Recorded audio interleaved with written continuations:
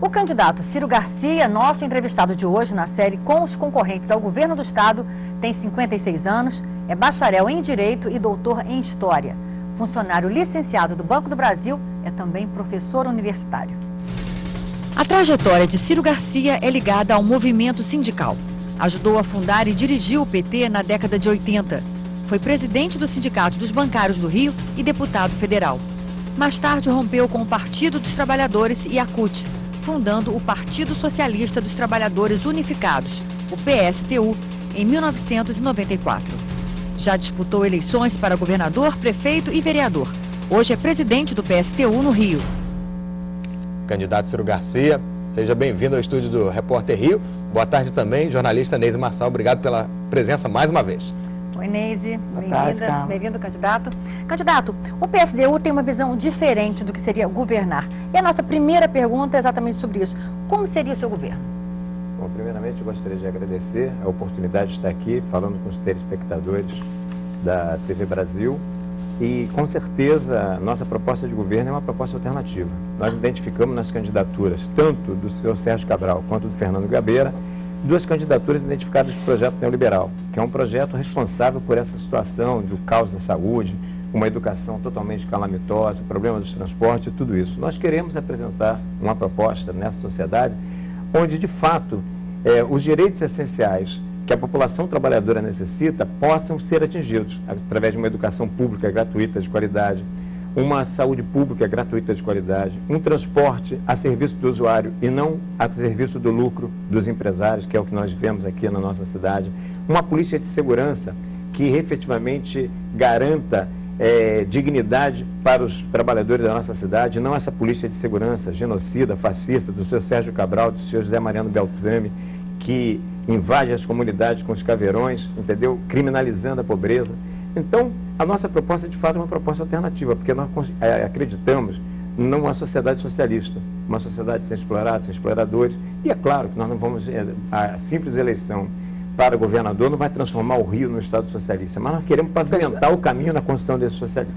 Candidato, nós temos feito a mesma pergunta para todos os concorrentes. O que o senhor faria em relação aos royalties do petróleo para que o Rio de Janeiro não saísse perdendo tanto? Bom, essa é uma questão importante. Primeiro, nós temos que identificar que os royalties são apenas uma parte da receita do petróleo. Então, existe toda uma outra parte que a gente nem comenta, e a questão dos royalties fica acobertando essa situação. Mas, em relação especificamente, eu quero fazer uma pergunta. Na cidade, por exemplo, que recebe receita do royalties, como, por exemplo, Macaé, que é a maior produtora de petróleo, onde é que estão os royalties aplicados nas obras de infraestrutura, na questão de saneamento básico, no déficit habitacional? Vamos pegar Caxias, que é aqui mais próximo, né? Onde é que estão a aplicação dos royalties? E lá em Caxias, nesses mesmos quesitos, nós vimos aí o que aconteceu nas enchentes do primeiro semestre. Aqui no Rio de Janeiro, onde está a aplicação dos royalties? Na educação, na saúde? Nós temos aqui essa tragédia de ser a segunda, segundo o IDEB, pior educação do país. Então, nós defendemos uma proposta que é a questão da Petrobras 100% estatal. Nós defendemos que a Petrobras seja 100% estatal e que, a partir daí, todas as receitas referentes à produção de petróleo sejam controladas pelos trabalhadores. Mas como é que o senhor utilizaria esse dinheiro dos royalties do petróleo? Com certeza, aplicando em obras de infraestrutura, saneamento básico, na questão de moradias populares. Nós, por exemplo, hoje tem um dado do Ministério da Cidade, que é um dado oficial, de que o déficit habitacional está em mais de 5 milhões. Segundo os dados de outras ONGs, chega a 7 milhões. Então, nós vimos o caso aqui logo na abertura do jornal, o problema que aconteceu aí no incêndio da favela, que mostra as condições subhumanas que várias pessoas moram na nossa cidade, no nosso país. Então, nós estaríamos fazendo infraestrutura, moradia popular, aplicando na educação, para que nós possamos garantir uma educação pública gratuita de qualidade, aplicando na saúde. Portanto, pois em relação à saúde, candidato, eu queria lhe perguntar, o que o senhor faria efetivamente para melhorar o atendimento nos hospitais da rede estadual? Primeira questão, dignificação salarial dos profissionais de saúde, do médico, das enfermeiras, dos técnicos, do pessoal da asseio e conservação. Esse é o primeiro passo. A partir daí, reaparelhamento dos hospitais, aumentar a capacidade de leitos, construção de postos médicos onde se fizerem necessários, reequipamento, né, de fato, das UPAs, porque elas existem aí muito mais como merchandise do candidato a reeleição do que propriamente eficiência para a população trabalhadora que recorre às UPAs aqui na nossa cidade. Então, nós temos toda uma série de medidas para garantir e acabar com licitações fraudulentas, como que acontece aqui, acabar com esse processo de privatização das cooperativas dentro dos hospitais e do desvio de recursos que deveriam ser aplicados na saúde para pagamento de dívidas para banqueiros, como acontece aqui no nosso estado. Então, o senhor daria uma atenção, no caso da saúde, uma fiscalização, iria ter um olhar mais detalhado sobre esse assunto?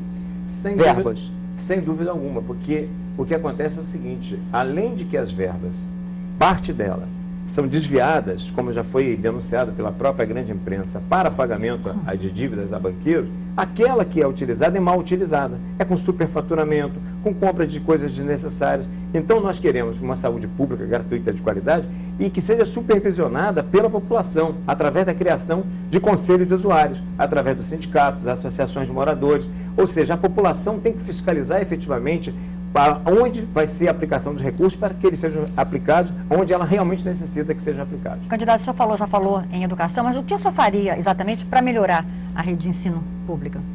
A questão da educação também passa pela questão da dignificação salarial dos profissionais de educação.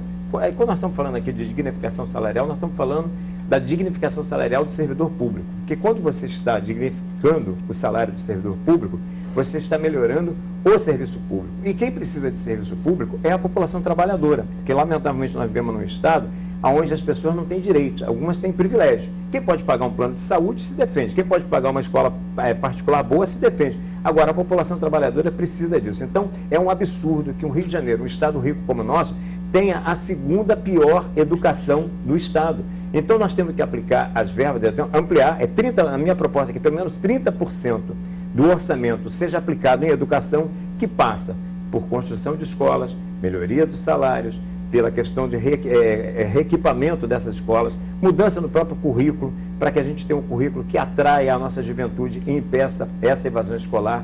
E mais, uma relação respeitosa com os profissionais de educação, porque aqui no Rio de Janeiro, quando os profissionais de educação se mobilizaram para lutar pelas suas reivindicações e por um ensino público e gratuito, foram recebidos à bomba pela polícia, que é comandada pelo José Sérgio Cabral, lá no Palácio Tiradentes. Quem joga bomba em professor não pode ser governador. Candidato, o senhor colocou que o senhor fez uma crítica logo no início à forma da segurança pública. Qual seria a sua política de segurança pública, caso eleito? Bom, primeiramente, a questão da segurança ela não está isolada de uma série de outras questões que nós abordamos aqui. A questão da segurança ela tem que ser precedida por uma educação pública gratuita de qualidade, por uma saúde decente, gratuita de qualidade, por oferta de empregos para a nossa juventude, né? Todas a oferta de opções de cultura, de lazer, tudo isso implica na questão da segurança. Agora, entrando especificamente na política de segurança, nós defendemos a desmilitarização da PM, nós achamos que isso é uma excrescência, uma herança da ditadura que tem que ser acabada, então, portanto, nós defendemos a unificação da PM, uma polícia civil, onde uma parte dela, sim, pode ser fardada para fazer o policiamento extensivo e uma outra que vai ficar na polícia de inteligência, mas uma polícia só. Direito de sindicalização, tá? Eleição dos delegados pelas comunidades, porque a polícia tem que ter uma relação de respeito com a comunidade, criação de conselhos nas comunidades para fiscalizar a ação da polícia, acabar com operações como essa do Caveirão, fim do Caveirão, acabar com a criminalização da pobreza. Hoje existe, na verdade, uma institucionalização de uma pena de morte informal nas comunidades carentes, que vitima a juventude negra que mora nas comunidades carentes. Nós temos que acabar com tudo isso. Para a gente abordar todos os assuntos, que o senhor falasse rapidamente de transporte público. Como melhorar? Estatizá-lo. Nós temos que estatizar o transporte público, a começar pelos transportes rodoviários, que é o que ocupa hoje a maior parte, o maior transporte massa hoje do nosso estado, são os transportes rodoviários. Nós vivemos numa situação que é um absurdo. A nossa tarifa aqui, nós pagamos R$ 2,30 de passagem, quando ali do lado na Argentina, o preço do ônibus é 55 centavos de real. O preço do metrô em Buenos Aires, que é um metrô que atende muito melhor a cidade, porque são 6 linhas, não é esse nosso metrô subutilizado aqui, é 55 centavos de real.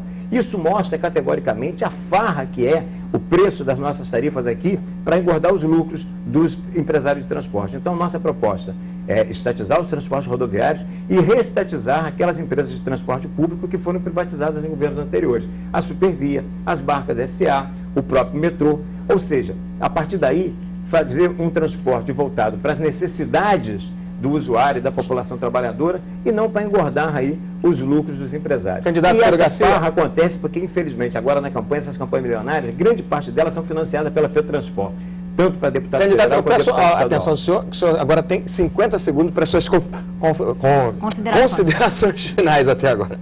Puxa, já? Mas o papo estava bom. Mas olha, eu quero colocar o seguinte. Primeiro, como eu já coloquei anteriormente, nós estamos aqui para apresentar uma proposta alternativa de sociedade, uma proposta socialista de fato. Não, Gabeira e Cabral são candidatos do meu projeto neoliberal. O Gabeira está aí com o DEM, do César Maia, do PSDB, do senhor Fernando Henrique Cardoso. Cabral é o responsável por tudo isso que eu já coloquei aqui durante o programa. Então, o meu último recado é o seguinte: vamos fortalecer uma alternativa dos trabalhadores, votando numa proposta socialista nessas eleições. Contra burguês, vote 16. Candidato Ciro Garcia, do PSTU, muito obrigado por sua presença aqui no nosso estúdio. Obrigado, Ney. E eu agradeço a oportunidade. E o nosso convidado de amanhã, fechando a série de entrevistas com os candidatos ao governo do Estado, é Eduardo Serra, do Partido Comunista Brasileiro.